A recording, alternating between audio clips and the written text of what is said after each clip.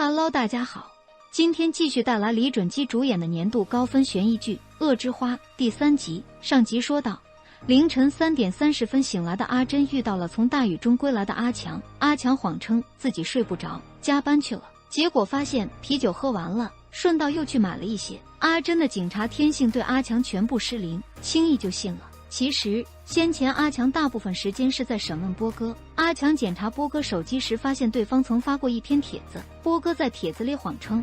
自己是个想成为编剧的女高中生，就剧本的事向广大网友提问。他创作的主人公曾在没意识到的情况下参与犯罪，有人因他丧命。现在这名主人公准备进入媒体行业，这段历史要是被人发现，可能会遇到哪些问题？这集说到，波哥在给网友的回复中写道，案件发生时，主人公拍了视频，他是听命于其他人吩咐做事的傀儡。这篇帖子就是在影射他自己。阿强读懂了这篇帖子，怀疑是被波哥拍到了什么要命的证据。在阿强的高压审问下，波哥承认家里的笔记本有他当年拍的重要视频。隔天，阿强偷偷潜入波哥家中，把波哥放在桌上的新衣服扔到地上，开始按照波哥之前教的流程，在笔记本里发现了好多学生时代的视频。波哥拍摄的主角永远都是阿强的姐姐美丽，波哥还和美丽一起到过强霸的工房。另一边，警方发现了天津犯的尸体，而且本案和小红的模仿犯罪还不一样，凶手使用了很多年前连环杀人案中的同款作案道具，作案工具的信息警方从未披露，这说明这次的凶手对多年前那个连环杀人魔非常熟悉。在研究天津饭店里监控拍到的雨衣凶手时，阿珍莫名想到了昨晚穿着雨衣回家的阿强，但他的注意力很快又被拉回了案子本身。很快警方查到天津犯死前曾打电话给波哥，现在波哥手机关机，暂时联系不上。诡异的是，波哥最后发出信息的时间是昨天下午5点，发信人正是天津犯。阿珍和小白首先走访了波哥上班的周刊，从同事那里得知，波哥最近没来上班，有可能是被关在家里了。波哥的厕所年久失修，之前就被关过一次。两人当即决定赶到去波哥家中。阿强这边笔记本里的视频看了一遍，普遍没什么营养，他怀疑波哥还藏有私货。这一查，果然在抽屉里另有发现，这同样是一段来自波哥的拍摄。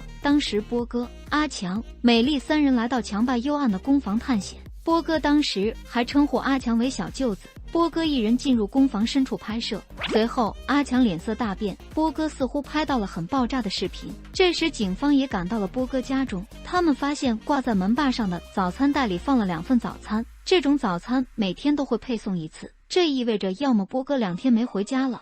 要么波哥在家里待了2天没出门。阿珍让人把门撬开，随后鱼贯而入开始找人，屋内没有人，但阿珍还是发现了问题，一件未拆标的新衣服被扔在地上，笔记本保留使用过的余温，这说明不久前屋内有一个不爱惜主人衣服的人闯入，甚至闯入者都还没离开。警方找了一圈也没找到人，原来阿强竟然凭借过人的身手躲在窗外，都说夫妻是冤家。这时又是阿珍站了出来，逐渐逼近阿强的藏身处，眼看就要被发现，阿强赶紧打电话给阿珍转移注意力，说有一个自称波哥的客人跑到店里，还说和阿珍也认识。阿珍赶紧让阿强把手机给波哥，阿强谎称波哥去车里拿手机暂时不在。阿珍退而求其次，让老公转达波哥，要波哥赶紧前往警署见面。这时楼下一个小孩看到了窗户外的阿强，指着他大喊小偷，屋内的阿珍也听到了，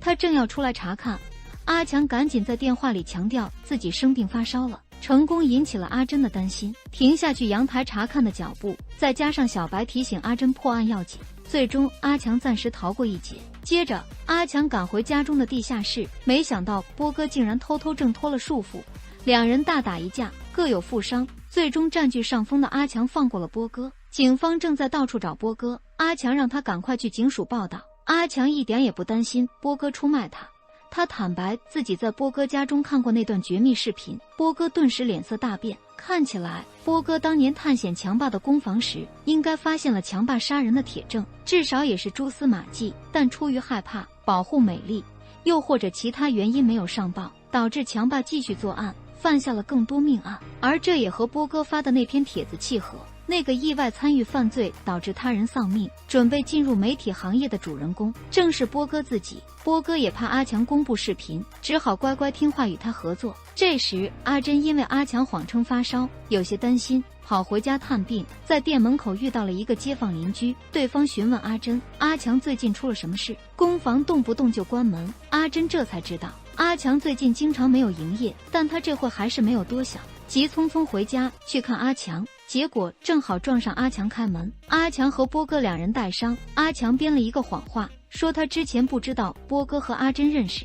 波哥总是要以免费写报道来换取阿强的工艺品，两人发生了一点小误会，现在已经解开。阿珍再次上当，将话题转回天津饭的命案。波哥和阿强听说天津饭的死讯，脸色微微一变。之后阿珍将波哥带回警局，警方首先回放了天津饭是死前给波哥的电话留言，留言中天津饭多次提到一个名字阿秀，引起警方注意，怕大家忘了，我再帮大家加强一下记忆，这个阿秀是阿强之前的名字，阿秀就是阿强。警方向波哥追问阿秀的身份，波哥告诉大家，这个阿秀就是连环杀人魔强爸的儿子。父亲死后，阿秀变得非常偏激，谁和他有点恩怨，都会被他报复回来，就像反社会人格障碍，所以村子里都来传阿秀是和杀人魔老爹一起作案杀人。后来阿秀失踪，里长被杀，警方在阿秀书包里找到了凶器，在那之后阿秀遭到了通缉，至今下落不明。当初波哥和强爸一家是邻居，于是他把这对父子的故事写成了报道。至于天津饭，则是在看过波哥写的报道后主动联系了他。天津饭爆料了阿秀在失踪后的3年间，和天津饭在同一家中餐馆打过工。此后阿珍和小白去走访了天津饭的妻子饺子。据饺子回忆，每天凌晨都会有骚扰电话打来，老公一直称呼对方为阿秀。接着阿珍又走访了当年天津饭和阿秀打工的中餐馆，她惊讶地发现老公阿强也会做这里的招牌菜锅巴汤，连外形都很像。这时餐馆老板出现，接受了问询。在他的讲述中有一个很诡异的细节，阿秀看到客人摔倒会发笑，阿珍马上想起波哥说的反社会人格障碍。餐馆老板还告诉阿珍，这个阿秀没有身份证，个人信息成谜，后来更是不辞而别。一起打工的天津饭就好多了，不仅攒了1000万，还用这笔钱找老板买了料理配方，开了店。另一边，阿珍的前辈老胡找到了昨晚在雨衣凶手的出租车司机，凶手下车的地方挨着别墅群，似乎来头不小。据司机回忆，这名客人还说过他和父亲从事着一样的职业。这些有限的线索都被记录了下来。紧接着阿珍汇总了情报，开始推理。当年阿秀失踪后，天津饭突然有了1000万。命案发生前，天津饭疑似接到阿秀的恐吓电话，曾表露出极度的恐惧。阿珍推测两人当年大概率存在经济纠纷。就在案件稳步推进的同时，波哥回到公司，他在了解天津饭的案件时有了重大发现，天津饭死于凌晨3点，而这个时间阿强正在地下室审讯他，也就是说阿强并不是凶手。波哥马上跑去找阿强联手破案，一个人搞大新闻，一个人洗清冤屈。波哥在谈话时说到了阿秀这个名字，结果阿强的女儿小夏在家，意外被他听到阿秀这个名字。阿强赶紧把波哥拉到门外，面对波哥的追问，阿强表示里长是他杀的，天津饭则不是。波哥再次提出联手的建议，并让阿强努力回忆当年和谁有仇，会让别人想到伪装成他作案，连天津饭都把凶手误会成了他。阿强被波哥说动，开始了艰难的回忆。画面一转，阿强的假妈妈老白也看到了天津饭的命案，报道中还出现了阿秀这个名字被列为嫌疑犯。他大发雷霆，把阿强来骂了一顿，指责他太冒失，早知道如此，当年就不把他打造成阿强了。与此同时，阿强的假爸爸老辉回到他豪华的家里，推开密室门，进入一个秘密空间，墙上挂着老白、老辉和一个男人的合照。这个男人正是真正的阿强，而他现在就躺在密室里昏迷不醒。本集完，本集悬念满满。雨衣杀手知道当年强爸作案的细节，还和父亲从事同样的工作。本期有一段剧情，雨衣杀手激烈咳嗽，声音是男性，说明凶手不是姐姐美丽。那么还有谁知道当年的案件细节？莫非雨衣杀手就是强爸？他有可能是假死脱身吗？请看下集。关于阿强如何变成阿秀，也有新的信息披露。当年阿秀遭遇车祸，可能被真正的阿强撞到了。而真阿强车祸昏迷，他父母将儿子的身份给了阿秀。当然，这只是我的猜测，如果你有不同看法，欢迎在评论区留言。已经迫不及待想追明天的剧情了，咱们明天继续烧脑解谜追大片，拜拜。